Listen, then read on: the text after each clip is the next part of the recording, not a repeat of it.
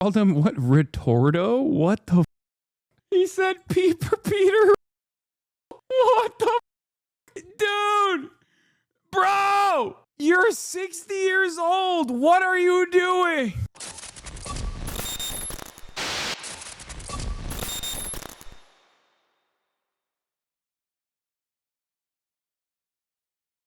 Yeah, I think Eamon Javers has some more color from the White House on this brewing rivalry. Eamon. Yeah, Sarah, that's right. This is a behind-the-scenes rivalry that's now exploding into public view between Elon Musk and Peter Navarro, two very different wings of the Trump administration internally.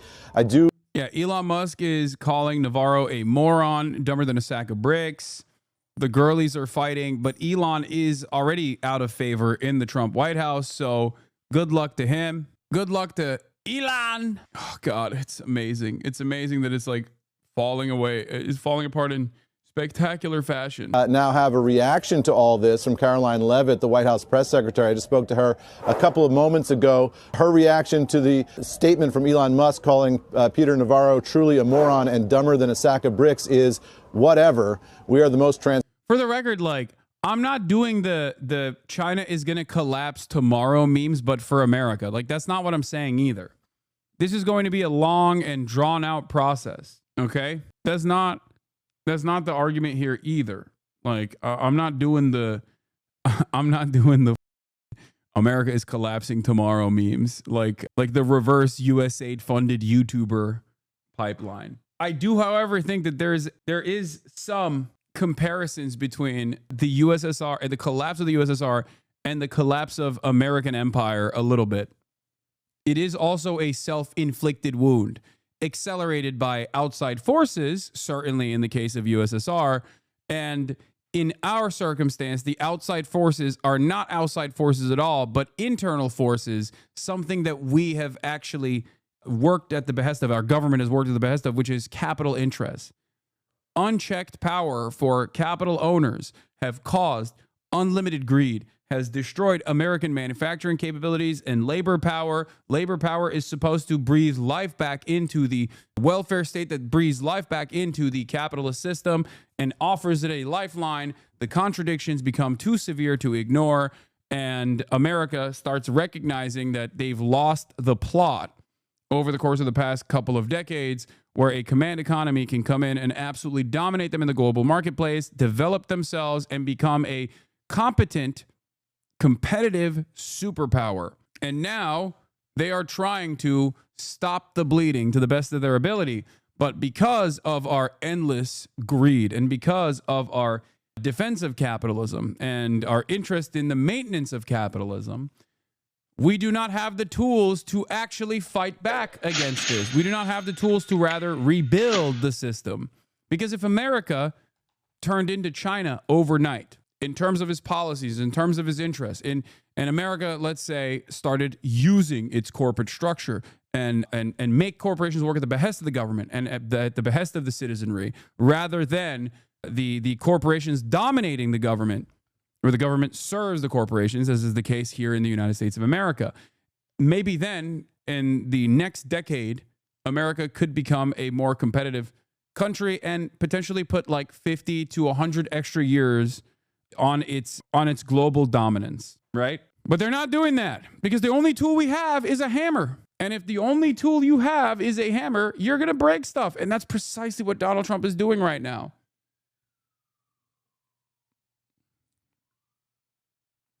Transparent administration in history, expressing our disagreements in public. So clearly the attitude from the president and from the White House more broadly is, sort of a boys will be boys attitude here that you get from that particular statement from Caroline Leavitt, that these two people disagree, they're disagreeing in public, and the president is getting a range of views in terms of all the inputs as he considers where to go with this trade war, guys. Yeah, I mean, look, to David's point, like Navarro took a shot at Musk on the air in response to a shot, I think, that was taken at him. One of them is a CEO that operates a business that does a lot of business in China and around the world. And the other is a hawk on trade. So right. I think it represents, how a lot of CEOs are feeling what Musk is channeling. And the question is, from Trump's perspective, is which of these two people does Donald Trump trust more, is going to be a longer-term player in the Trump orbit, has been a longer-term player in the Trump orbit. And I would just point out to you that Peter Navarro literally went to jail last year to politically protect Donald Trump. That's his guy, bro. That is his guy. He is the Fedayeen, okay? Trump, what? Aren't you avidly anti-Semite? Is that not enough for chatters? It's funny. Let me tell you something. Peter Navarro is a loyal soldier. And Trump also agrees with him. Trump agrees with him on the tariff shit. He thinks Peter Navarro is bold, brave, and a future-minded person. Have you seen the market rebound? Yeah, it rebound from this. Let me tell you, okay? It's deep red again. Elon Musk hasn't done that. Elon Musk has been here for a couple of months. He's been very close to the president over those couple of months. But the Navarro relationship with Trump is longer standing. Yeah, I know. This is what caused him. This is why Elon called Peter Navarro a moron. The girlies are fighting.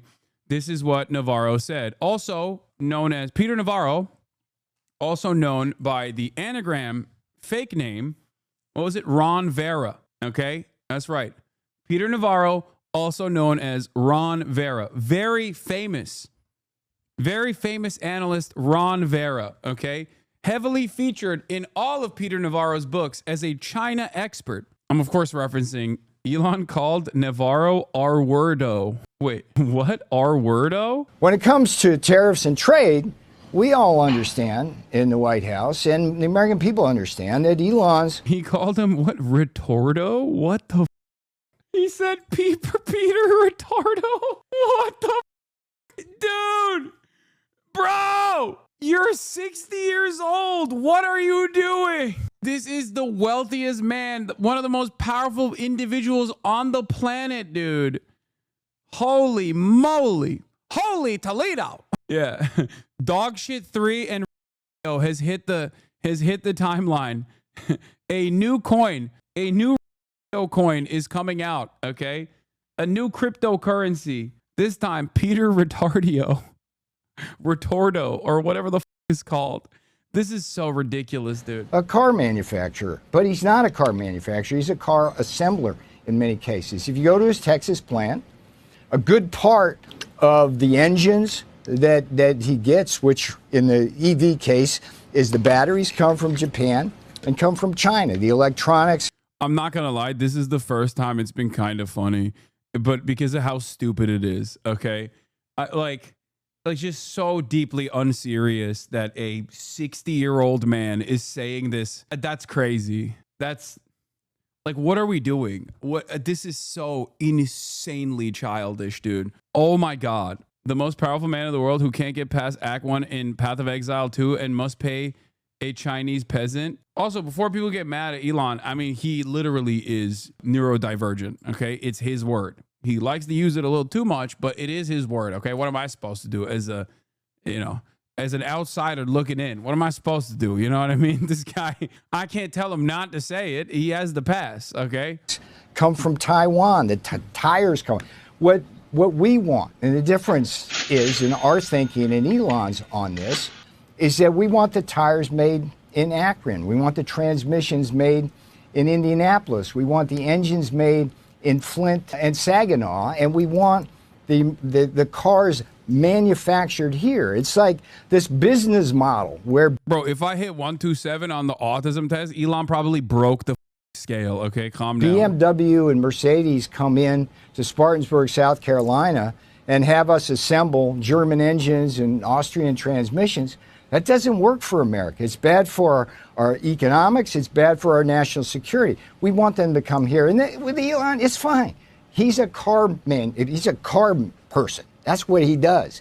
And he wants the cheap foreign parts, and we understand that. But we want him home. We want him home for our national security and economic security. You just said he's never been actually diagnosed. His mother just said he was autistic, and everyone believes her. Brother, come on. Are we really doing this right now? Like you're disputing whether or not Elon Musk is autistic. This is the level that we got to. Like, I get it. A lot of chatters are neurodivergent, autistic themselves. They don't want to have that brand association with Elon Musk. I get it.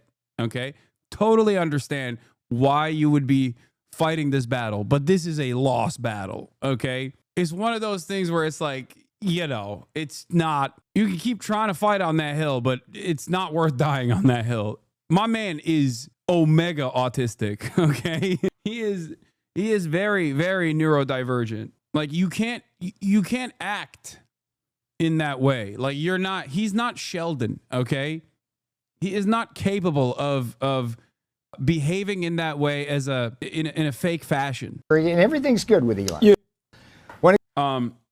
He's also sociopathic on top of that, certainly, but you know, to say that he's not like neurodivergent is crazy. All right, let's keep going. Standing and more deeply loyal. So that was the reason why Elon Musk said Navarro's a truly moron. What he says here is demonstrably false. Then the Elon Musk relationship with Trump is, even though the Elon Musk relationship has been so dramatically. I do love this, by the way, because the girlies are fighting very publicly. The economy is collapsing very publicly. And in the process, the White House will just like, they'll come up with a statement like a mean girl. They're like, whatever, we're the most transparent administration in history, expressing our disagreements in public. It's actually cool that we are an administrative state in complete disarray. It's fine. Whatever. It's actually making America great. Awesome. Public over the past couple of months, and we've seen all these pictures of Elon and the president together. That is a relatively new relationship. So if you're Donald Trump, who do you listen to more intently there? Is it Musk or is it Navarro? You know, Trump has enormous respect for Musk, his history of building companies, and his wealth as well. And his wealth and the money that has obviously been contributed to both support his campaign and other Republicans around the country as well. That is. Yes. Eamon, you know, everybody I have spoken to, again, close to Musk indicates that when you see the two together, you really, not many get to fly on the helicopter to Air Force One, but Musk does. I don't know if you've heard the saying, but they, you know, because you're always looking for that. I've been asking, well, aren't they going to at some point end up fighting with each other? And the answer has been uniformly no. Not if you see them together. So I'd be very curious as well. Eamon's point is a good one in terms of if there is somebody to side with, which way do you go here? But it all is happening, of course, Eamon, at the same time, as we've been saying, where it seems as if the Navarro hardline camp is maybe in a little bit of retreat or sideline for the moment. And, you know, yesterday he had an op-ed says no negotiations, and by the end of the day, all we're talking about is negotiations. Yeah, exactly. And the White House saying, well, you know, at the time Navarro wrote that statement, you know, that was the operating principle here at the White House, and maybe that's shifted a little bit. You know, clearly over the past, I would say, you know, 12, not quite 24 hours, the Navarro wing has been a little bit in retreat here at the White House. Navarro on CNBC yesterday morning saying, you know, this is not a negotiation, laying out a vision of tariffs as more of a permanent economic state of affairs. Then you had Trump is not very loyal to his friends. He's not known for that, but he is loyal to one thing, and that is the almighty dollar. Anybody that puts it in his pockets, he will serve, okay? He will be a servile little piggy to you, okay? He will. And Elon clearly has a lot of it and is willing to give a lot of it, okay? He's spending a lot. So I would say this is a match made in heaven. That's the only thing that's kept him around, regardless of his major L's here. The Treasury Secretary putting out this statement that he was negotiating with the Chinese at the president's direction, indicating that it very much is a negotiation. And the president sort of waffling on all this in the Oval Office, saying, you know what, it can be both. It can be both a negotiation and a permanent state of affairs. And so I think this goes back to this discussion last week in the market of, whether or not April 2nd would be a clearing event for the markets and we would now get certainty. Clearly this is going to be an ongoing process. There are going to be negotiations. There are going to be levers pulled by this White House. Things are going to fluctuate up and down, and that will, my guess is, just my analysis and nothing more than that, is that will last throughout the president's term, because the president likes tariffs. He likes the unilateral control. He likes the ability of the tariffs to force countries and companies to come to the Oval Office and offer him deals. You heard Scott Bessent talking about, we'll see what these other countries have to offer. The president sees that as him being in the driver's seat economically and then being able to carve out a deal in each case that's best for American workers. And they're very much focused here on workers, not on markets. Well, they are being transparent, even when they're fighting, to Levitt's point. That's happening. More palace intrigue, I guess. Thank you, Eamon Javers. You bet. I think one of the funniest parts about this, by the way, within the conservative media sphere, is that the more these guys hit this note, the more they make the economy scream, the more Fox News and all of the adjacent, like independent right-wing content creators as well that get their notes from the admin, that try to run defense for the admin, focus on random irrelevant shit like trans people. Okay. I think it will get to a point where even the dumbest of our citizens will start recognizing that maybe it's not time to talk about trans people. Okay. Maybe it's time to talk about the economy a little bit and how much their 401ks have gotten punished in the process, or what will happen to prices due to the ways in which this administration is moving, due to the tariffs that they're slapping onto everything. Okay.